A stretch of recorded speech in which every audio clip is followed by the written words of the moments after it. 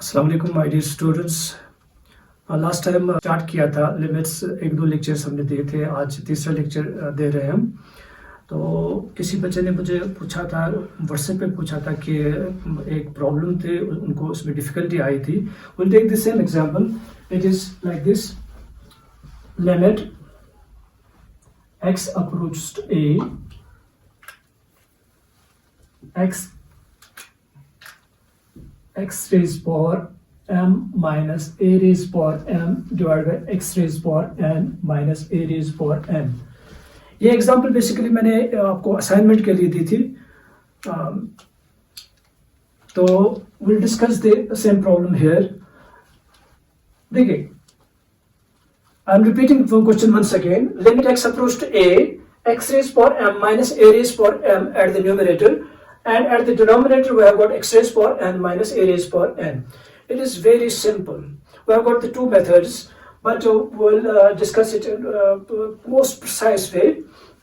We use the application of limit x approach to a, x raised power n minus a raised power n divided by x minus a. We have discussed it other way. Last time we have discussed this is the standard limit. The value is n a raised power n minus 1. Okay. इसमें भी आप क्या करेंगे, directly आप substitute कीजिए x is equal to a, तो a raise power m minus a raise power m, a raise power m minus a raise power m, a raise power n minus a raise power n. This is 0 by 0 form. Again, this is, yes, it is indeterminate form. You are right. So we have to avoid this direct substitution here, because we are getting meaningless form, we are getting indeterminate form. तो इसमें आप क्या करेंगे, या तो वही procedure करेंगे जो मैंने लास्ट टाइम आपको बताया जब हमने ये प्रूव किया था, put x is equal to a plus h, वो मैं आप पे छोड़ रहा हूँ। हम क्या करेंगे यहाँ पे, हम इसको क्या करेंगे, will dividing numerator and denominator by x minus a, because if we have quantity, say we have got a by b, अगर इसको न्यूमरेटर और डिनोमिनेटर को डिवाइड करेंगे सेम क्वांटिटी से, कोई फर्क नहीं पड़ेगा। Will divide numerator and denominator by x minus a. The question is reduced to this. आप कहेंगे कि क्यों करेंगे इससे divide, because I want this standard, I want to convert this into this form, standard form. ये दोनों same है, लेकिन मसला है ऊपर m है नीचे n है, नथिंग एल्स। आप देखिए लिमिट एज इट इज, आप देखिए you got this result, how many times, 2 times. It is m a raised power m minus 1 at the numerator and at the denominator n a raised power n minus 1. m by n as it is. आप देखिए यहाँ पे when bases are same, powers are to be subtracted. You are right. m minus 1 minus n plus 1, क्योंकि जब इसको ऊपर चढ़ाएंगे तो negative बनेगा, माइनस 1 को ऊपर चढ़ाएंगे तो पॉजिटिव बनेगा। This is the law of indices. आपको पता है a raised power m divided by a raised power n. When in case of division, bases are same, powers are to be subtracted, not added. Added in case of multiplication. Here it is a raised power m minus n. This and this will go. You are left with m by n a raised power m minus n. यहाँ पे आप ये result use इधर mention करेंगे, because we are using this concept, x raised power n minus a raised power n divided by x minus a is equal to, as limit x approach to a is equal to n a raised power n minus 1. We can say the limiting value of this very expression, this is equal to m by n a raised power m minus n. This is the required result. You can approach to this question by that method also, that I am leaving to you people. Okay, thank you. Next question we'll take. आप note कीजिए।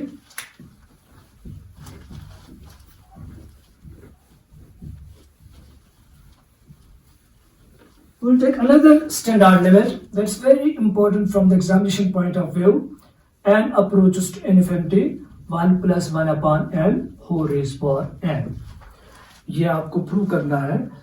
इसमें थोड़ा सा मैं आपको पहले समझाऊंगा। As x approaches to 0, what will happen to 1 by x?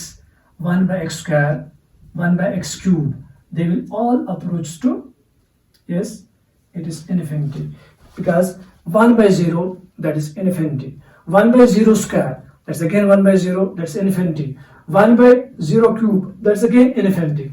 As x approach to 0, 1 by x will approach to infinity.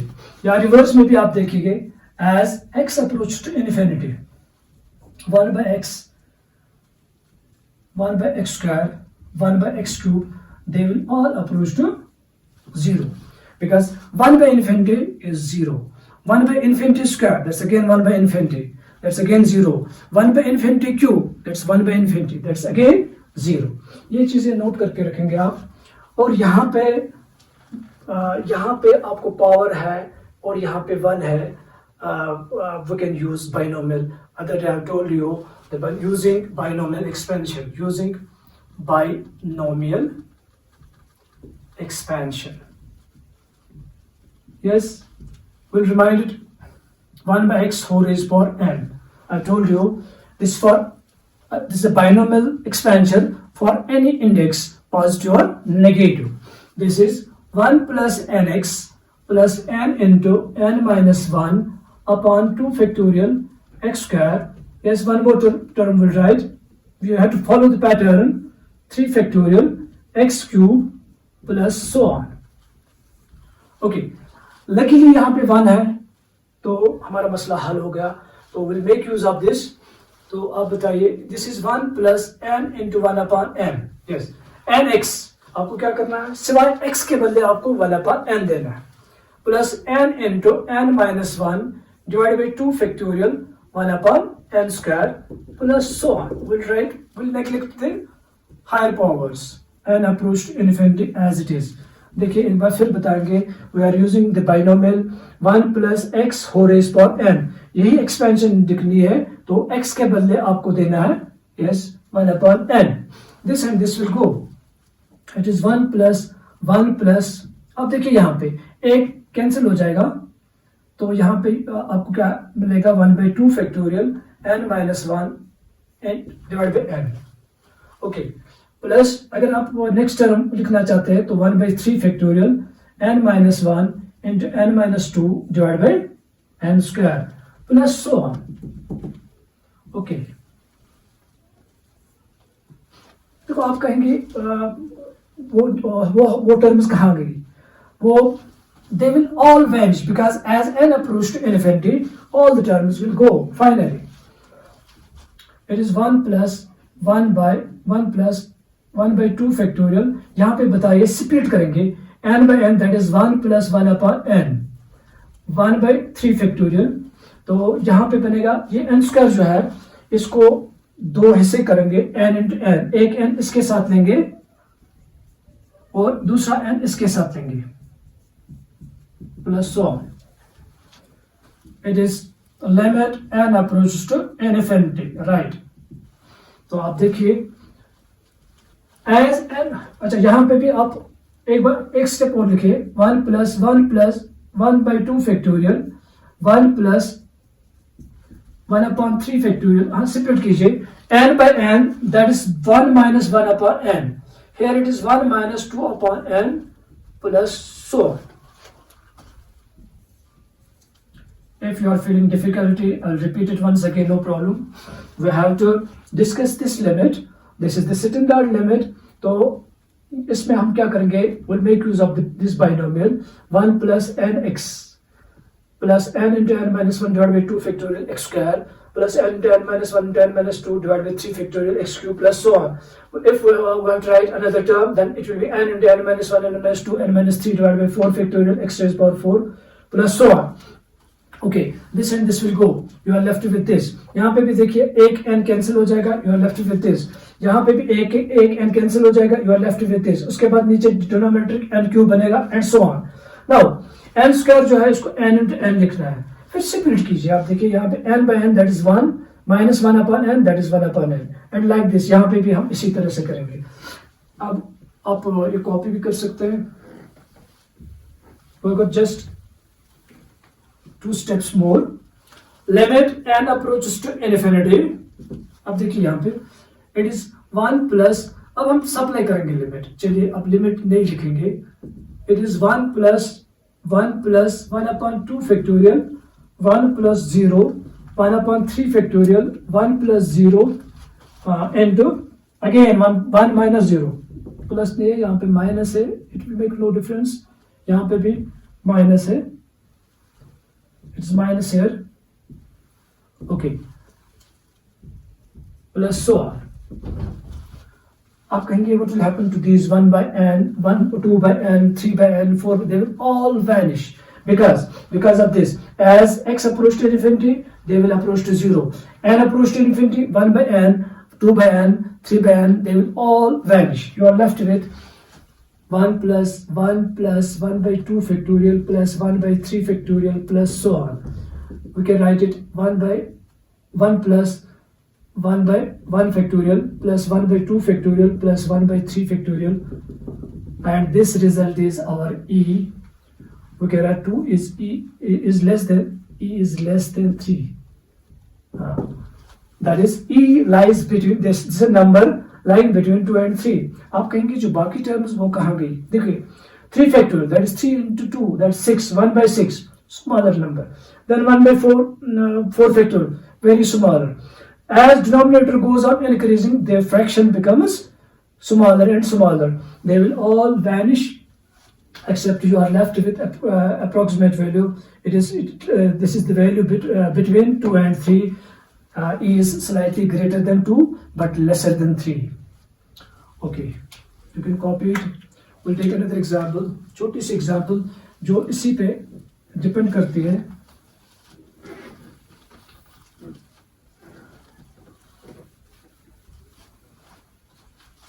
Okay, right on. Next, limit x approach to 0, 1 plus x 4 raised power 1 upon x. देखो हम इसमें यही application, इसी की application लगाएंगे 1 plus 1 upon n whole raised power n approach to infinity. देखो हम करेंगे put x is equal to 1 upon n. मैंने आपको बताया बार बार whenever we are making substitution in limits, तो अकॉर्डिंगली सारा सिस्टम जो है चेंज होता है. As x approach to 0, we have to see this implies n is equal to 1 upon x. As x approaches to 0, it is obvious 1 by 0, n will automatically approach to infinity. Limit takes the form limit n approach to infinity 1 plus 1 upon n whole raised power n. अब देखिए I M replacing x by 1 upon n. 1 upon x जो है वो बनेगा n और x approach to 0 ये infinity बनेगा, and this is equal to e again. 2 is less than e is less than 3. I will repeat once again. बस इतना ही इसका है ये दूसरा example. I will repeat once again. We have to evaluate this limit x approach to 0, 1 plus x whole raised power 1 upon x. तो इसमें क्या करेंगे, we will put x is equal to 1 upon n. Again आपको ख्याल रखना है जब भी हम सब्स्टिट्यूशन करते हैं तो अकॉर्डिंगली आपको देखना है as x approaches to 0 what will happen to n. It is obvious n will approach to infinity and limit will take the form this, and we have already proved this example that is equal to e. अगर exam में ये question पूछा जाएगा it is better to evaluate this. ये पूरा procedure आपको दिखा रहा है जो हमने प्रीवियसली किया. अब देखिए नेक्स्ट एग्जाम्पल, आप कॉपी भी कर सकते हैं. इसका सॉल्यूशन तो इतना ही है, बाकी तो आपको यही प्रोसीड करना है, इसके आगे करना है जो मैंने दिखाया इससे पहले.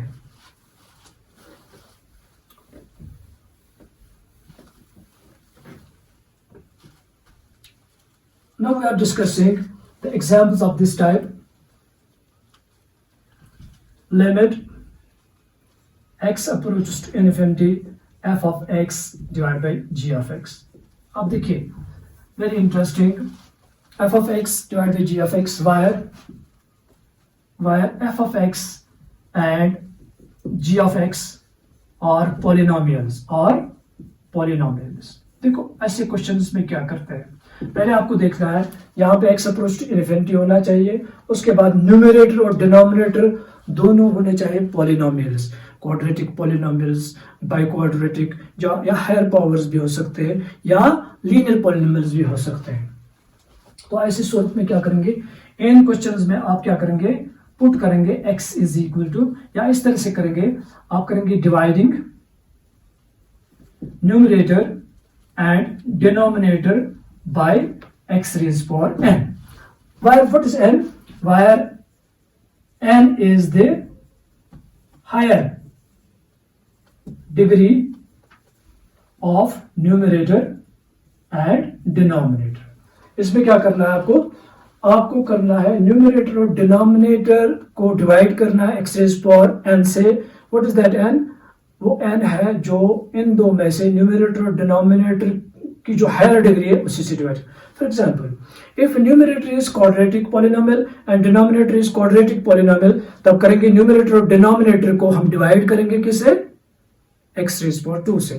For example, if we have numerator a cubic polynomial and denominator a linear polynomial, उसमें क्या करेंगे, उसमें करेंगे dividing numerator and denominator by x cube. If we have the numerator of degree a polynomial of degree 2, that is quadratic polynomial, and denominator biquadratic polynomial, that is a polynomial of degree 4, उस सूरत में क्या करेंगे, yes, we'll divide numerator and denominator by x raised power 4, that is the higher degree of numerator and denominator. We'll take the example, things will be clear. Example, limit x approaches to infinity, 5x cube minus thrice x square plus 8x plus 7 divided by 2x square plus 4x plus 3. अब देखिए, मैंने एक इसी type की एक question लिया मैंने इधर, यहाँ पे ये f of x है, ये g of x है, दोनों पॉलिनोमियल्स है। Numerator I have taken a cubic polynomial और डिनोमिनेटर मैंने लिया एक क्वाड्रेटिक पॉलिनोमियल। क्या करेंगे इसमें, yes, we'll divide, dividing numerator and denominator by x cube. You are right. तो we get, अब देखिए जब हम x cube से मल्टीप्लाई डिवाइड करेंगे, यहाँ पे 5x cube divided by x cube, right, minus thrice x square by x cube, each and term to be divided by x cube, 7 by x cube. कोई फर्क नहीं पड़ेगा जब हम डिवाइड करेंगे न्यूमरेटर और डिनोमिनेटर को x क्यूब से। वो x क्यूब कहाँ से लाया, मैंने आपको बताया रूल इसके लिए कि न्यूमरेटर और डिनोमिनेटर में आपको देखना है कि हायर डिग्री टर्म कौन सी है, दैट इज x क्यूब, तो उसी से डिवाइड करेंगे न्यूमरेटर। अगर यहाँ पे क्वाड्रेटिक होती तब x स्क्वायर से डिवाइड कर लेगा, twice x square divide by x cube, 4x by x cube plus 3 by x cube. इसके बाद देखिए आप, cancellation will take place, 5 x cube will go, it is 3 by x plus 8 by x square, यहाँ पे 7 by x cube, add the denominator 2 by x only plus 4 by x square plus 3 by x cube, limit as it is x approach to infinity। अभी मैंने limit supply नहीं किया। अब आप देखिए, मैंने I told you repeatedly, as x approach to infinity, what will happen to 1 by x? Yes, it is 0. As x approach to infinity, 1 by x square, it will be 0. 7 by x cube, that will be 0. क्योंकि denominator में अगर infinity तो result आएगा 0।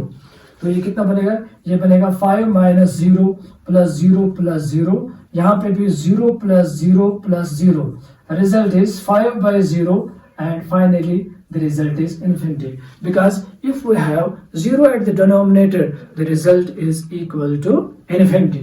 इधर आप mention भी कर सकते हैं, because as x approaches to infinity, 1 by x, 1 by x square, 1 by x cube, they will all approach to 0.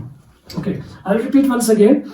If we have a limit of this type, polynomial divided by polynomial, limit x approaches to infinity, तो उस सूरत में क्या करेंगे हम करेंगे, we'll divide numerator and denominator by x raised power n, where n is the higher degree of numerator and denominator. If numerator is of degree 2 and denominator is again a degree of 2, तब हम उस सूरत में क्या करेंगे, we'll divide numerator and denominator by x square।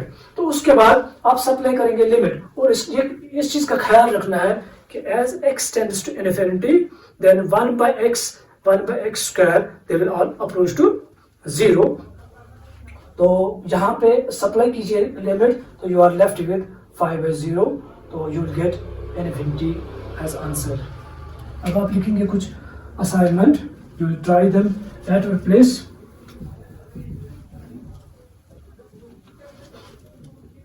Number 1, limit x approaches to infinity, 3x plus 7 divided by 8x plus 6.